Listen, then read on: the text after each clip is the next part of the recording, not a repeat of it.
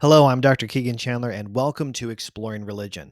In today's episode, we're going to be talking about the Unitarian Christians of Japan during the Meiji era. And I'll go ahead and apologize in advance if my voice is a little weak. I'm just coming off of a slight illness. Nevertheless, I'm very excited to talk with you about this subject today. This is a history of Christianity in Japan, which I would hazard to guess is almost entirely unknown to most Westerners, even those interested in the history of Christianity. However, it is a fascinating and I think important example of Christianity in 19th and early 20th century Japan. And on a personal level, I found several of the figures involved in this history to be quite inspiring and insightful. So you can expect this will not be the last time that some of these figures and their ideas are discussed on this channel. However, if by the end of this particular episode you find yourself looking for more information, much of this material has been drawn from an article that I wrote on the subject called Unitarian Monotheism in Meiji Japan, Confucian Ethics, Syncretism, and the New Testament, which was published in Volume 75, Issue number 3 of the Japan Mission Journal, which is a long-running Catholic journal published in Japan. And so I'll point you to that article if you're interested in a fuller account or a fuller argument regarding today's subject, as well as some helpful references. But I want to begin this episode by providing a little roadmap of our study. Our first order of business is to get clear on this term Unitarian or Unitarian Christian. Next, we're going to situate the Unitarian Christians in Japan and the broader history of Christianity in the country. Then we're going to be introducing some of these figures and their thought, and we're going to start to talk about some of the specific theological and sociocultural challenges they were facing. And in the second half of this episode, we're going to be considering some explanations which have been offered by historians as to why these Japanese Christians became Unitarians. And I'll introduce some of the problems that I've personally seen with some of these explanations. And I'll also be attempting to offer better explanations for why these Japanese Christians ultimately embraced Unitarian doctrines of God. And also at the end, I'll end with a recommendation for historians of this subject. Okay, so now you know where we're going. Without further ado, our first order of business, again, is to clarify up front this term Unitarian or Unitarian Christian, which is a term you might not be familiar with, or at least not with how it's being used in this particular context. The term Unitarian need not refer to Unitarian Universalism. This is a theological term, one which is used to describe a particular doctrine of God, in which the one God is one person rather than a trinity of persons, as in the Christian doctrine of the Trinity, which in the standard formulation says that the Father, Son, and Holy Spirit are three co-equal persons in one essence. They are three co-eternal persons in one God. That is the standard creedal language of Trinitarianism. So, used in a Christian theological context, Unitarianism refers to the doctrine that God is only one person, namely the Father of Jesus. However, it's right to say that typical Islamic or Jewish conceptions in which God is one person are also to be considered Unitarian views. So, a Unitarian Christian is a Christian who doesn't believe in the Trinity, who doesn't believe that the Father, Son, and Spirit are three co-equal, co-eternal persons. A Unitarian Christian would reject that sort of view. Rather, while they may or may not be happy to call Jesus God, lowercase g, or godlike or divine in some sense, they would all say that the Father is the only true God, that Jesus is a distinct and subordinate entity alongside God the Father. On some views, Jesus is a purely human being who had his beginning in his mother Mary. And on other Unitarian views, Jesus is perhaps a created spiritual being who, in some sense, pre existed and became human in some way at the time of his earthly birth. So, a variety of Unitarian views, but again, they all acknowledge the Father as the only true God, at least in a Christian context.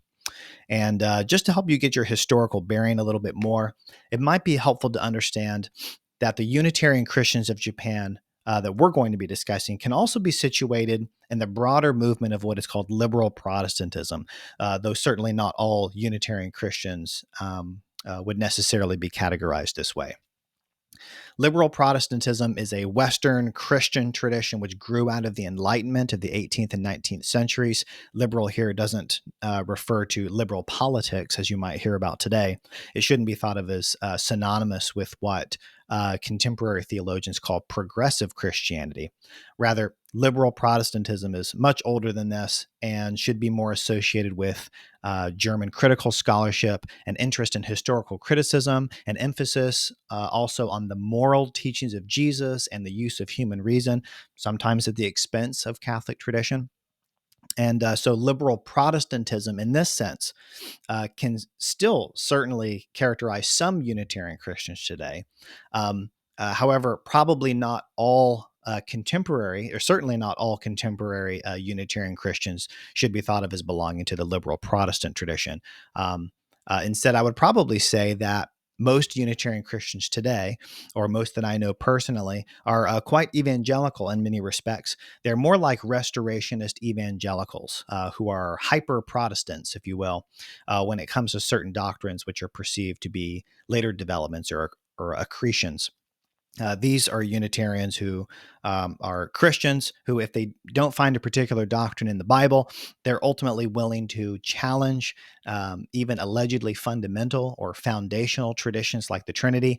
They look to the Bible and to church history, and they see that, for example, the doctrine of the Trinity, the concept of a triune God, and the related doctrine of the deity of Christ, they'll see that that's not taught in the New Testament. So they conclude that it's not incumbent upon them to believe such doctrines. They also might look to the developmental history of Christian doctrine and see that the Trinity wasn't formulated until the last half of the fourth century, and so they might dispense with it also on those grounds, and then attempt to retrieve or restore what it was that the first century Jewish apostles of Jesus were teaching prior to all of this Catholic history. And the Unitarianism that they would find there in the biblical documents, in addition to understanding it to be a more biblical position, is also understood to be more reasonable than Trinitarianism, which they find to be full of logical contradictions. That is the general mode of thought for most contemporary Unitarian Christians today, as I understand them. Now, again, I need to stress that Christian Unitarians should usually be distinguished from Unitarian Universalists who belong to what is now a non-Christian religious movement. Though, to make matters somewhat more confusing, there are many Unitarian Christians among the Unitarian Universalists, and it's true that this group has also had a tightly overlapping history with American Unitarian Christianity. And in fact, in our discussion today, I'm going to begin by introducing the American Unitarian Association, which had significant influence in the history of Japanese Christianity. And we'll just go ahead and go right into it from here. This organization I've mentioned, the AUA, was founded on May 26, 1825 in Boston after the New England Congregationalist churches had a falling out of sorts. And interestingly enough, the British and Foreign Unitarian Association, or the BFUA, was also founded on this same day of May 26th, 1825, even though the two organizations had no contact with each other. There was no telegraph coordinating the foundings. Very interesting. Make of that what you will. But ultimately, in America, the American Unitarian Association, their theology would eventually shift. And for reasons that we won't get into today, this group ultimately merged in 1961 with the Universalist Church of America to form the Unitarian Universalist Association that you're possibly familiar with, which, again, as I mentioned, is at this stage now a non-Christian movement. So that's the contemporary UU religious movement. Now, as a side note, there were Unitarian Christians in America who did not go along with this merger. And as I mentioned just a moment ago, there are still many Unitarian Christians today who are rather like your standard or typical evangelical Christians in America, who are not a part of this Unitarian Universalist religion and are quite active in their Christian faith. And I'll put a link in the description of this episode for the Unitarian Christian Alliance as an example of this contemporary Christian movement.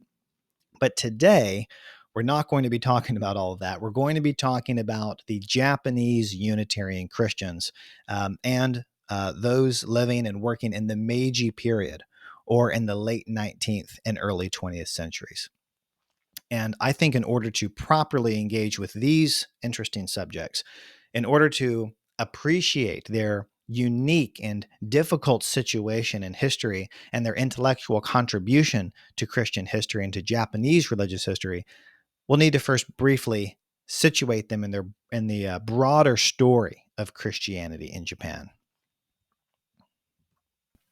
As is well known, I think even among non-specialists on religion in Japan, Christianity has had a famously troubled history in this country.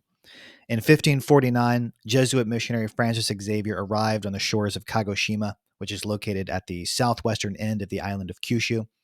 And Xavier began spreading Catholic Christianity in the country and quite aggressively. And it's true to say that these missionary efforts did enjoy some level of success until 1587, when the shogun Toyotomi Hideyoshi issued an anti Christian edict, which limited missionary activities in the country and ultimately forced foreign missionaries to leave Japan. And what would follow in the next few decades would be a series of public executions of Christians, including foreign missionaries and Christian converts from among the Japanese people. And all of this culminated in a 1612 edict, which forbid the faith and ordered the destruction of all Christian places of worship.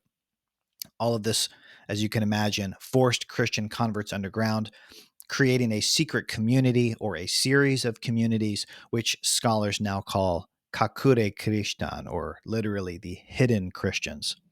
Now, you may have heard about this or seen even the 2016 Martin Scorsese film on this subject called Silence, which is based on a famous novel of the same name by Japanese Catholic author Endo Shusaku. And I highly recommend this novel and film, by the way, though it's not for the faint of heart. And there's also an earlier Japanese version of the film directed by Shinoda Masahiro in 1971, which probably not too many Westerners have been exposed to. I myself, my own DVD of the film is in PAL region, so it's even hard for me to watch on my equipment. But a very interesting and deeply gripping story that's definitely worth your time. And I'll probably make more episodes about silence and about the Kakure Christian in general. But what you need to know for this discussion is simply that the Japanese government, after all of this anti-Christian activity, was very, or during it, I should say, they were very fearful of the meddling of the Western world in their national autonomy. And so they eventually issued the first of several edicts beginning in the year 1633, which essentially closed off the country from the outside world. These were called the Sakoku edicts, which means closed country, or literally chained country, or country in chains. And this policy of national seclusion would continue for a few hundred years until the year 1853, when famously U.S. Commodore Matthew Perry arrived in Japanese waters with a fleet of American warships and pointed his guns at the Japanese and demanded that they open up the country for trade. And what do you know? Suddenly, the country's chains were broken. And this would precipitate the period of Japan's acute modernization, formerly marked off by the so-called Meiji period, beginning in the year 1868. And interestingly, just prior to this period, when Catholic missionaries had slowly begun to return to Japan, they incredibly found that there were communities of these hidden Christians, that there were Christians still in existence. This was quite amazing. These Japanese Christians had been hiding for hundreds of years. It's truly an incredible story of the power of the human spirit. But again, a story for another time. Um, but it was ultimately after the United States forced the country open in 1853 that Japan soon became progressively exposed to new religious information from the outside world through contact with modern Christian denominations. And eventually, Protestants arrived in the country. The first Japanese baptism by Protestant missionaries took place in 1864. Protestant churches began to be founded more widely in the 1870s, and in 1880, a Japanese translation of the New Testament was completed, and the Old Testament was finally finished in the year 1887. In December of 1889, just before the imperial rescript, there were reportedly over 31,000 Japanese converts, though only 135 Japanese ministers had been ordained, which is an obvious disparity. They certainly had their work cut out for them. And it was as early as 1886, and probably earlier, that I see that Japanese Christian writers began publicly urging a Unitarian perspective on Christianity. And excuse me, it was also around this time that the American Unitarian Association decided to send missionaries to Japan as well, namely the influential American Unitarian Arthur M. Knapp, who lived from 1841 to 1921. In 1888, Mr. Knapp had been commissioned to go to Japan, and according to the official commission by the AUA, Knapp was sent to, quote, meet with, to encourage, and to cooperate with any individuals or groups of persons in Japan who might wish to know the more advanced thought of Christendom about the spiritual problems and interests of man, end quote. So I think you can already get the sense that this form of Unitarian Christianity belongs to what I described earlier as the liberal Protestant tradition. Now, Unitarian missions like the one operated by Arthur Knapp were small, but they were very successful, or at least in terms of influencing certain key Japanese Christian leaders. The American Unitarians had been interested in Japan because, as I mentioned, there evidently were already Japanese Protestant leaders who were publicly disinterested in Orthodox Christian doctrines. Um, what had evidently been discovered by many of the Japanese in this new wave of conversions to Christianity, and much to the dismay of the most popular denominations in the West, were expressions of the Christian faith which had little to no interest in the doctrinal developments of Orthodox history. And I think there is nowhere was this more obvious than in Japanese interpretations of the Christian doctrine of God. Many Japanese intellectuals rejected the Trinity. It seems they were doing this even before the arrival of the American Unitarian Association.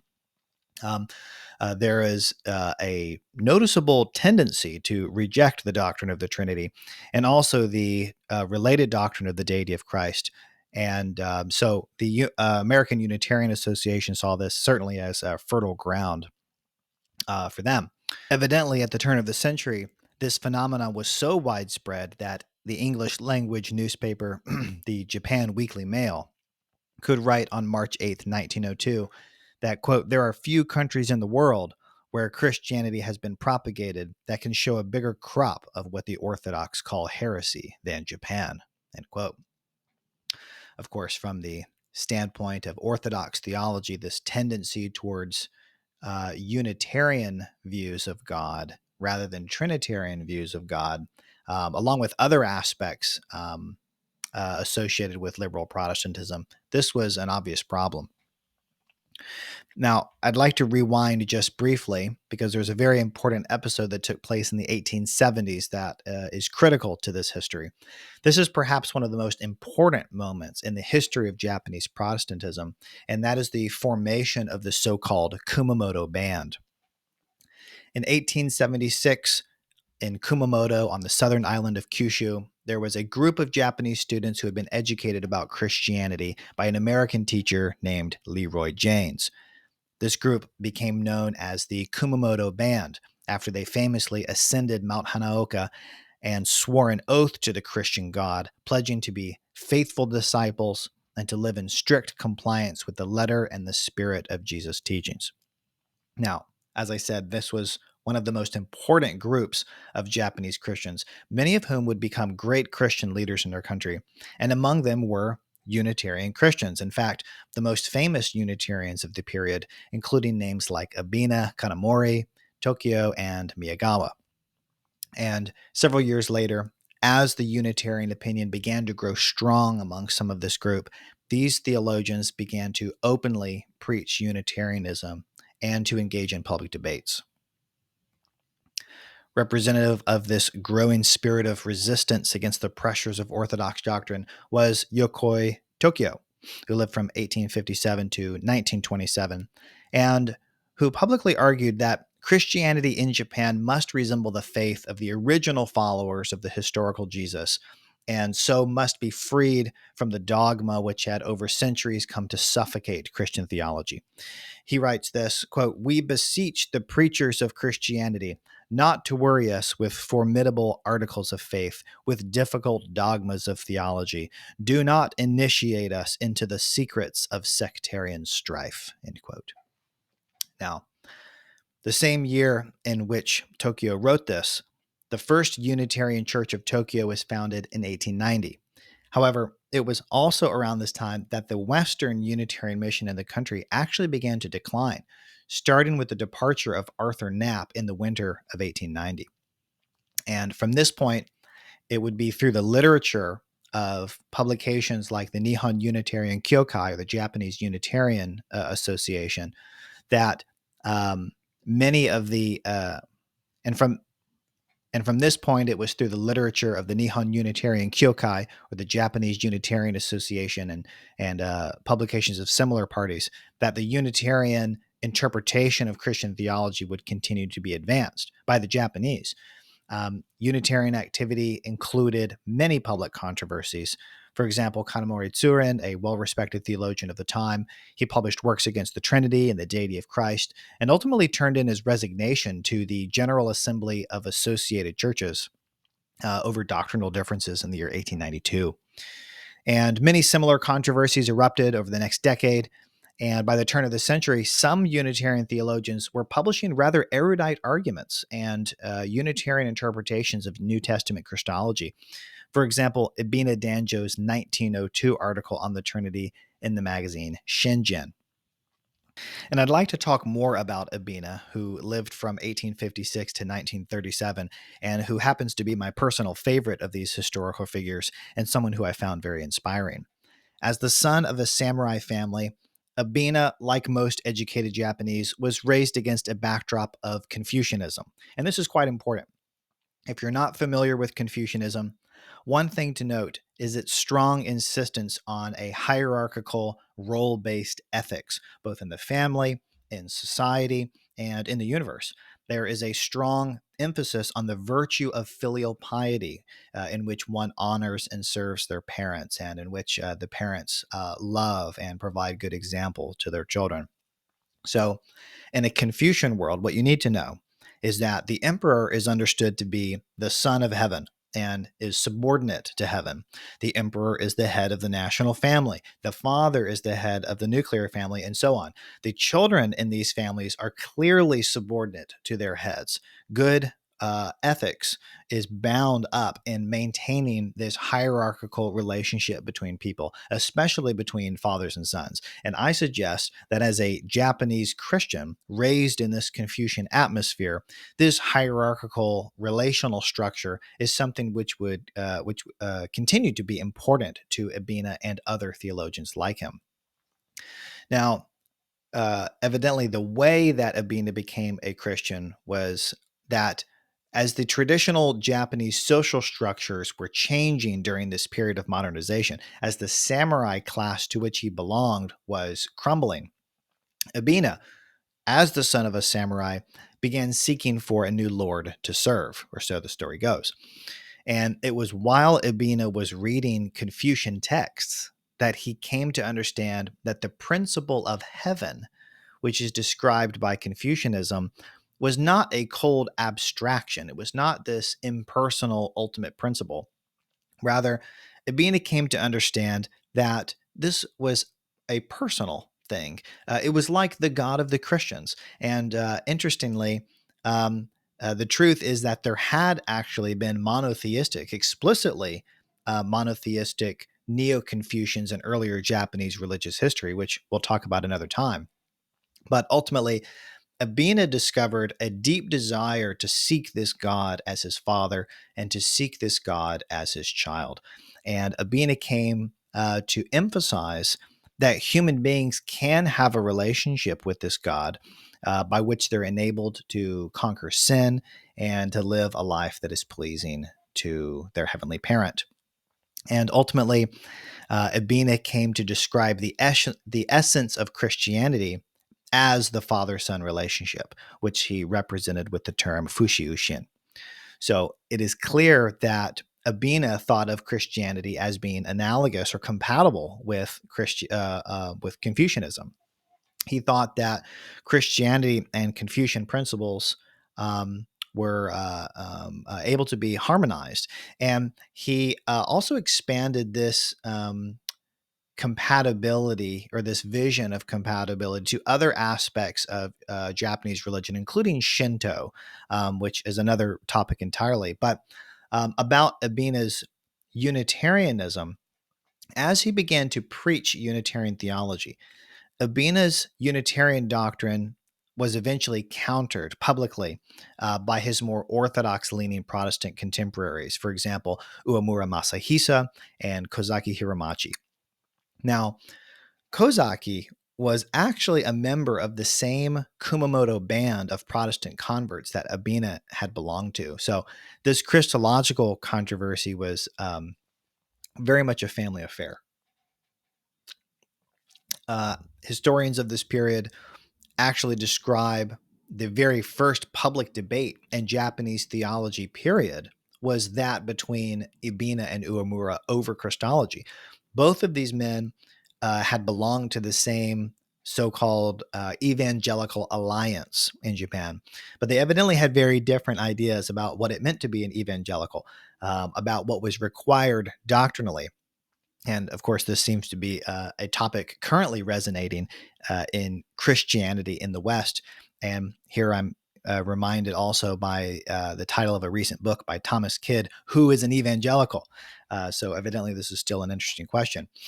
But in the Christological debate between Ebina and Uemura, Uemura played the guardian of evangelicalism, or so he thought, and he worked to force Ebina and his colleagues out of the Evangelical Alliance, namely because they didn't believe in the Trinity or in the deity of Christ. That seems to have been the primary reason. However, I would like to point out that belief in the doctrine of the Trinity wasn't always so black and white for Japanese converts, even for those who were intending to be fully fledged members of Christian orthodoxy. It wasn't a simple thing, a doctrine to understand or to accept outright, just as it's still not a simple matter for Christians in the West today. It is very interesting to me that the so-called orthodox defenders in these debates, Uemura and Kozaki and others, while they were fighting for Trinitarianism, they both expressed difficulty in accepting the Trinity.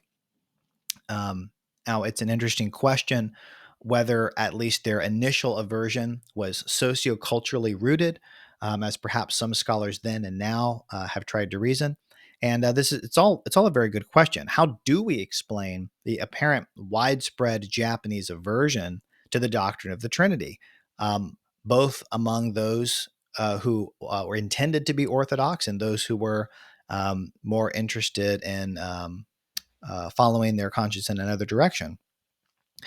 In other words, my question is, how can we explain what seems to be an abundance of Unitarianism during this period in Japan?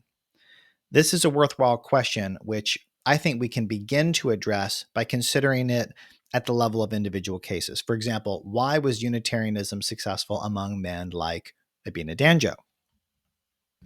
As I mentioned earlier, I found that contemporary Orthodox-leaning historians have somewhat mistreated Ebina Danjo and other Unitarian Christians, at least on the specific point of why they were motivated to Unitarianism.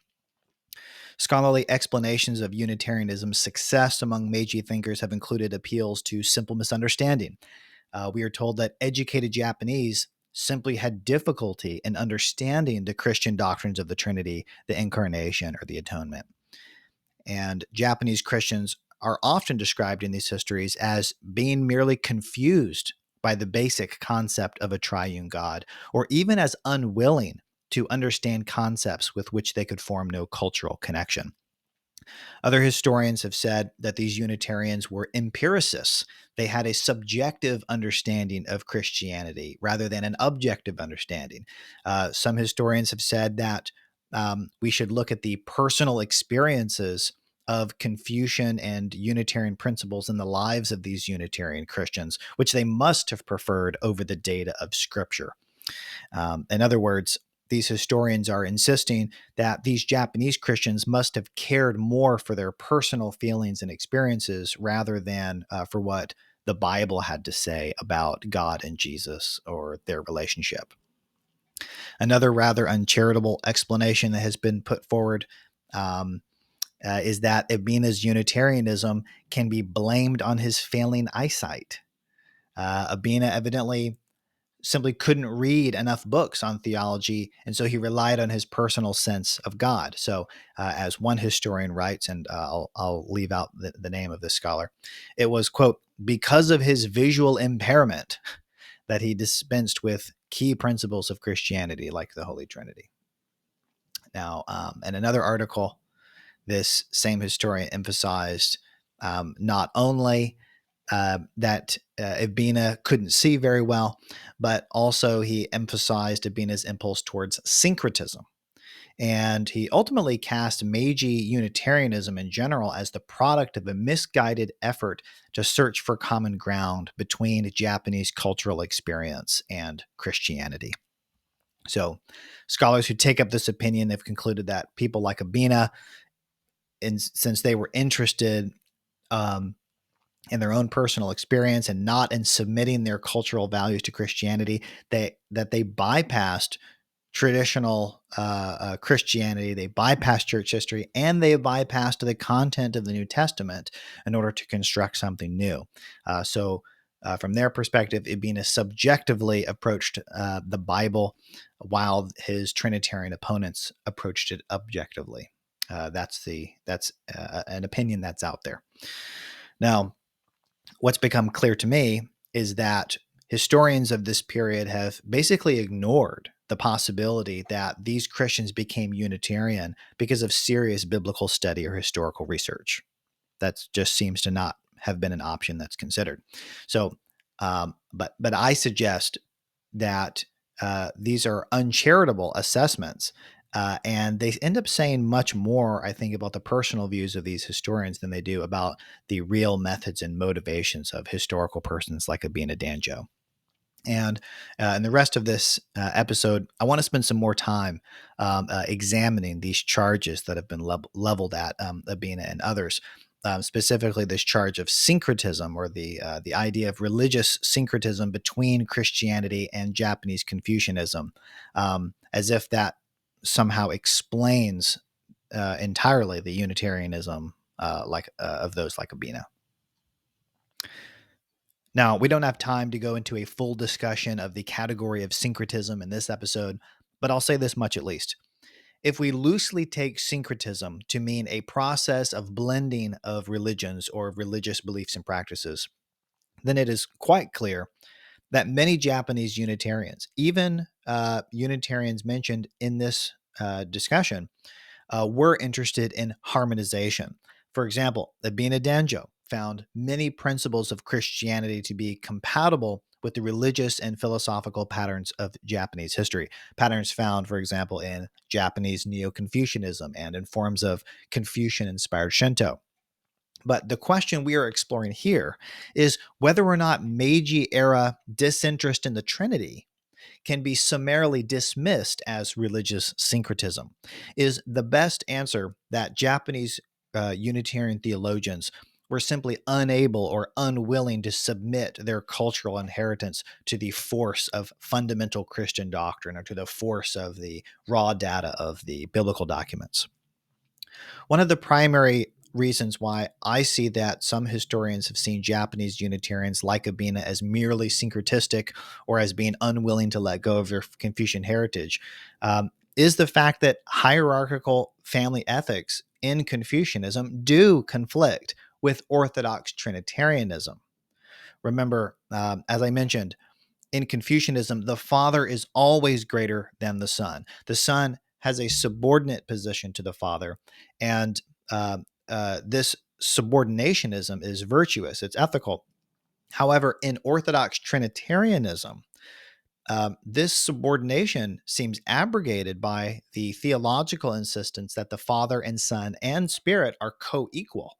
So, historians who see this, they see that, well, certain Japanese Christians accepted the Trinity. And so they understand that, well, they must have relinquished their insistence on Confucian principles. On the other hand, if someone insisted on maintaining the hierarchical relationship between father and son, well, they must have preferred their Confucian principles over Christianity. I understand how they're coming to this position.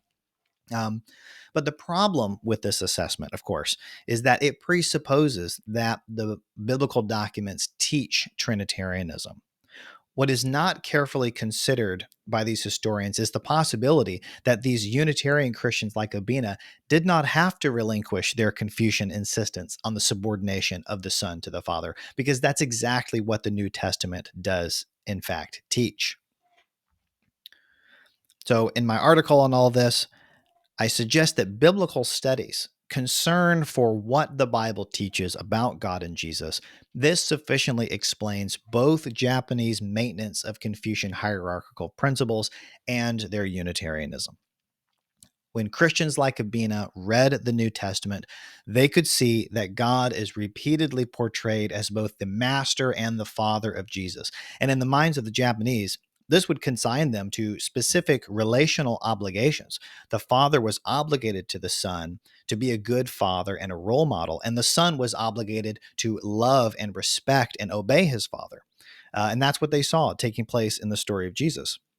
So, from this vantage point, the Gospels demonstrate precisely the sentiments which stand at the very core of the Confucian values which had shaped Japanese culture. So, um, at least this point of Confucianism, they saw was able to be maintained along with the other propositions in the Bible about God and Jesus, and perhaps other points of Christian doctrine. Now, I suggest also that the Confucian principle of moral cultivation, of moral perfectibility, this could also be located in the New Testament by Japanese Unitarians reading the Gospels. In Confucianism, human beings are typically expected to be taught by their superiors, to grow in knowledge and wisdom and experience, and ultimately into moral excellence. Japanese Unitarian readers of the New Testament could see that God the Father's teaching, which was embodied in Christ, was passed to Christ's disciples, and that whoever receives Christ is given the right to become children of God, as it says in John chapter 1. So, Christians are to follow in the father son pattern exemplified by Jesus, and therefore to suffer in obedience unto moral maturity.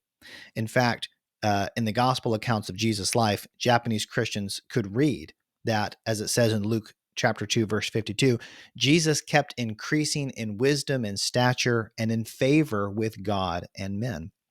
And they can also read, as it says in Hebrews 5:8, that he learned obedience from what he suffered. So, like the good Confucian magistrate, now that Jesus himself has been educated, he is able to rightly rule. And he teaches his citizens to follow his moral path, not by coercion, but by personal moral example. So, Japanese Christians like Ebina were therefore very fond of portraying Jesus as an older brother to the human race who mediates on our behalf with our mutual parent. Again, not simply because of Confucianism, but additionally because of the very content of the New Testament. And I won't get into all the passages in the New Testament about Jesus being our older brother, but I'll just suggest that on this specific point of Christology, I am suggesting that we shouldn't be so quick to attribute Japanese Unitarian views simply to syncretism. Rather, I see that they can be attributed to biblical study on behalf of the Japanese, which yielded a view that happened to be compatible on certain points with their pre existing cultural ideology. Now, we can also talk about another reason besides biblical study, which I think Unitarians had for rejecting the Trinity, and that is their own historical studies. In his publication, The Doctrine of the Trinity and My Religious Consciousness, Ebina traced the development of the doctrine of the Trinity throughout Christian history. This is a development which began, he argues, with the transference of the logos concept of Greek philosophy onto the historical Jesus.